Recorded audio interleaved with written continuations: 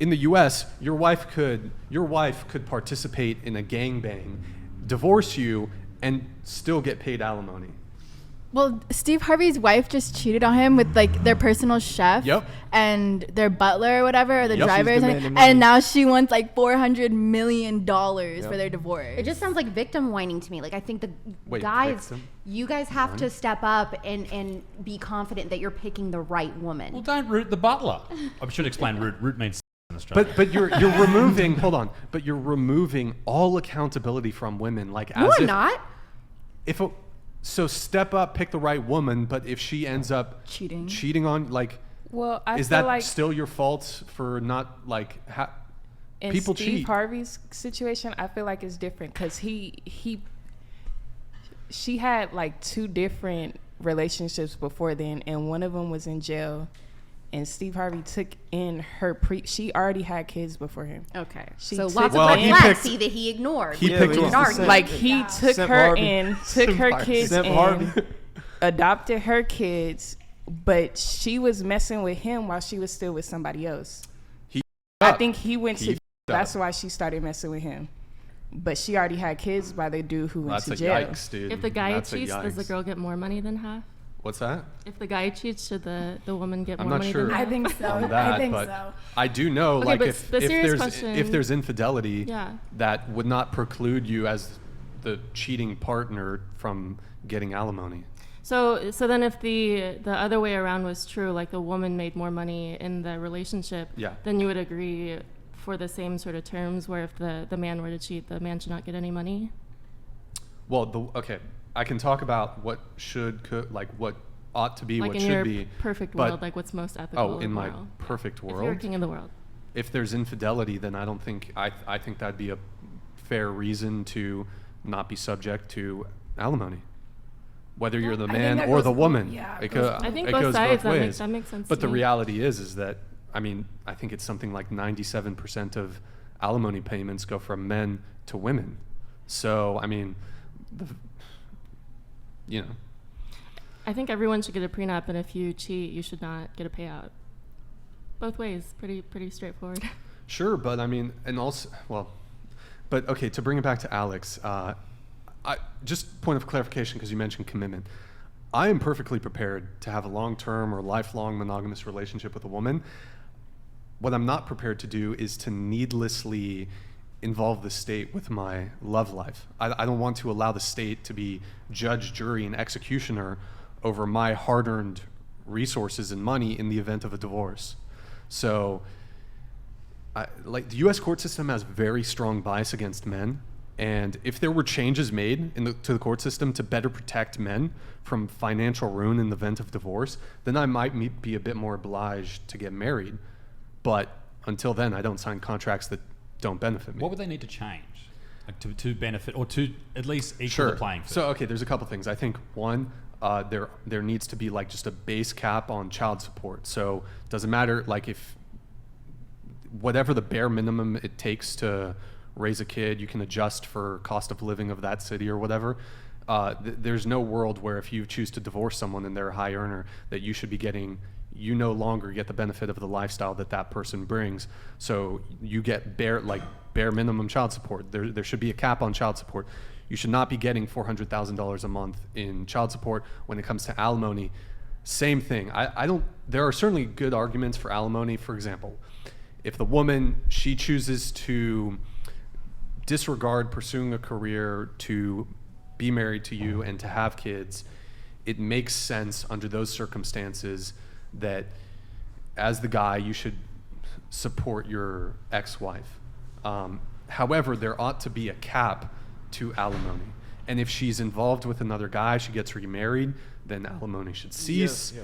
If she's able to find a new guy to support her, she's living with a new guy, then alimony should cease. There should be a cap on it. It shouldn't be based on your income. If you're making 200, like you hear these, like Dr. Dre, you hear all these guys who get absolutely wrecked in court because they have to pay like insane amount of alimony.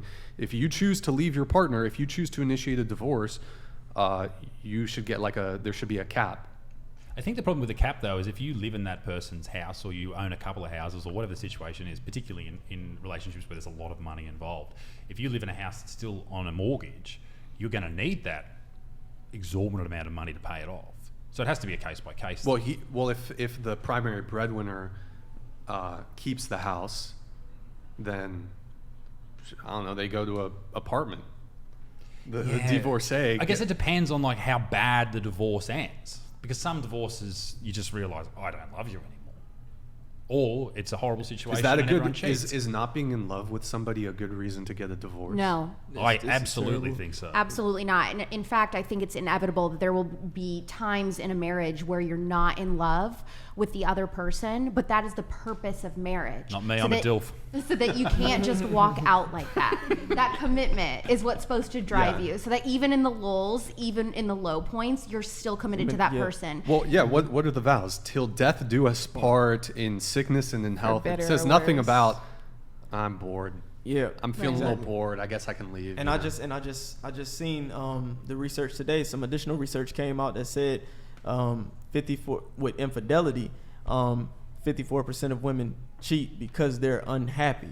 And I just want to talk point on that unhappiness that leads to women cheating, and then essentially women cheat to get out of relationships.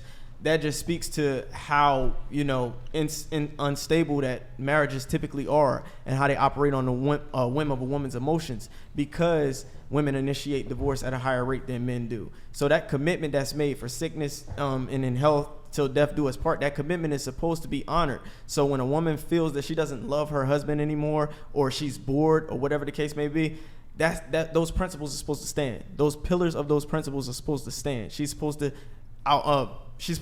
fight through that. And that's when I come back to your point when you said most people get married too young, or they don't know each other. You described how you and your wife developed your relationship. You said that you guys knew each other, you guys learned each other. A lot of people don't know how to properly vet. When they jump into relationships in the infatuation stage, they're not prepared for, we're gonna have these disagreements. Here's where our personalities don't align. Here's where our values don't align. And the minute those things rise to the surface, they want out. And typically it's the woman first, because the woman is the one who gets fed up first. She's the one who gets irritated first. She's the one who gets annoyed first, and she wants out. Typically, men don't expect that, because men, we go cry in the car, we sit, we decompress, we go in our man cave or whatever the case may be, and then we come back, we feeling better, let's have sex, let's make up. But once that woman starts to feel bored or unhappy, the relationship is now in jeopardy. And that's the issue with men picking better women. We do have to pick better women. We have to pick women that we know are going to hold us down. Just like I said, going back to my situation, I seen what she can stand by me through. She stands by me through absolutely the worst of things that she doesn't agree with, because she loves me and she sees who I am and what I will become. So I can honor that. So now I know, I feel safe and secure that if I commit to this woman, I know this woman is going to be here even when she can't stand me, even when she doesn't love me. And that's why I feel that in the future I can marry her. I have a question for the whole table that's semi-related to commitment. And who here's been in a couple different relationships? I mean, I assume probably everybody here. I want to go around the table, starting with you, Christy. More often than not, and this is for everybody, more often than not, who is the one who is having to end the relationship? And this can apply also not just towards for your long-term relationships, but also even if you've gone on 1 date with a guy, 2 dates with a guy, 3 dates with a guy. More often than not, is it you that is saying, I don't want to see you anymore, I want to break up? Or is it the guy saying that?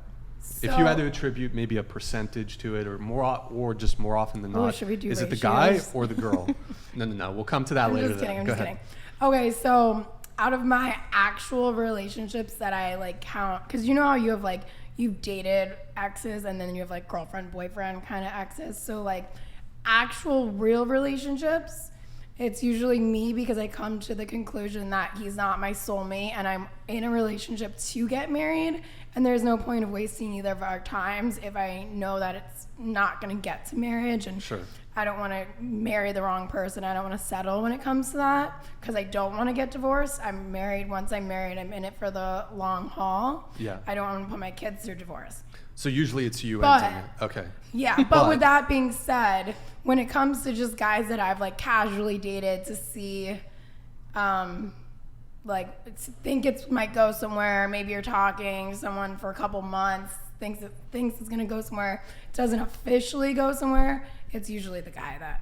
Okay, but in the longer or like term, it makes it fade out. In your longer term situations or relationships, I'm ending it more because so okay. I really want to get married for the long haul, and I don't want to waste either of our time if I don't see that happening. What about you? So like her, like I date to marry. So if I can't see myself with you, like I'm not even gonna fake it. Like I'm gonna tell you straight up, like I don't want this. Okay, so how many boyfriends have you had? Like actual boyfriends, 2. 2. What about like medium term? Maybe they didn't end up being a boyfriend, but you were dating for 3 months, 6 months, that sort of thing. Like, how would I break up with them? No, just like, are you ending it or are they ending it more often? Oh no, than not? I'm ending it. FTG, thank you for the 50 gifted memberships. Would you say 100% of the time you've ended it? Yeah.